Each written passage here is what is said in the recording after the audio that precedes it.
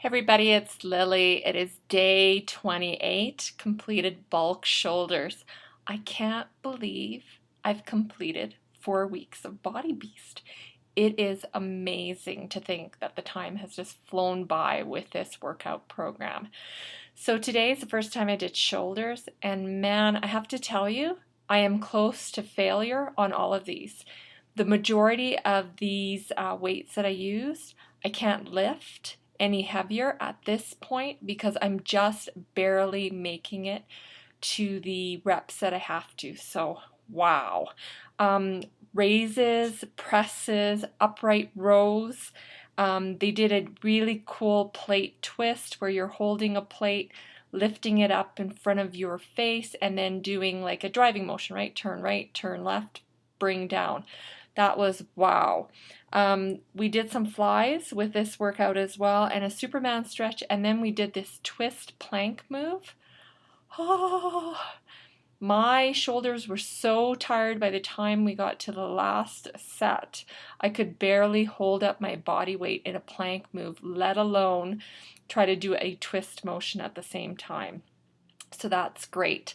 I weighed today and I have maintained my weight from last week. So that's definitely a bonus. I'm not gaining weight, but I'm telling you, man, my body is a bit sore again because you're doing the workouts, but you're really focusing on one body part at a time.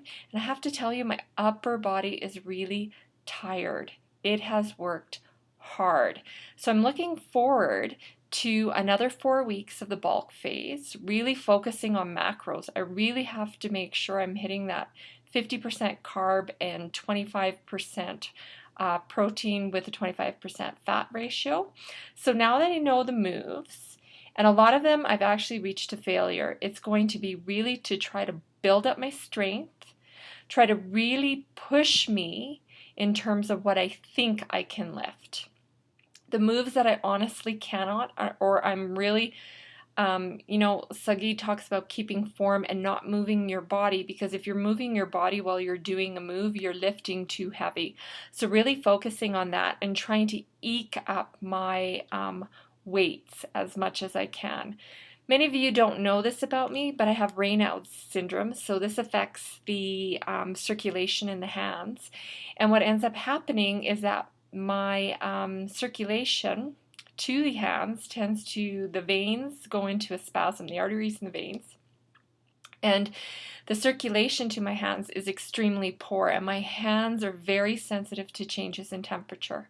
What I'm finding after 4 weeks of lifting, my right arm or this hand is really painful, and it's starting to throb in the middle of the night, and that's what I got last night. I woke up to quite a bit of pain, and usually the only way I can sleep is lying on my left side with my hand hanging over the edge of the bed so that it's kind of forcing the blood down to my hands. So this is an issue for me, and anytime I'm doing weights, especially weights, this is what happens. So one way that I use to deal with this is I'm going to foam roll, and I'm actually going to foam roll both my arms, and I'm really going to focus on the forearms of both arms as well as under the bicep area, and spend a good 5 minutes probably each arm foam rolling them. And that sometimes helps with dealing with the discomfort, because if I do too many concentrated activities with my hands, they ache really bad. So I'm starting to find that after 4 weeks of Body Beast. I'm actually surprised it hasn't bothered me sooner, but this is something that I have to concentrate and focus on. So if you know of anybody who has Raynauds or has issues with their hands, give them that bit of a tip, because it really does help foam rolling this part of the arm. Just laying your arm and body weight as much on it, let it release, then move a little bit up on the foam roller, sit there and let it release. And that seems to work for me, but you know what? I'm so bloody lazy when it comes to that, and I pay for it. So I need to do this every night, and that will help manage my pain.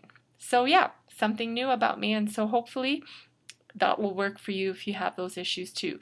That in yoga too, but I'm so not a fan of yoga. Sorry. And we'll see you again tomorrow for start of week 5.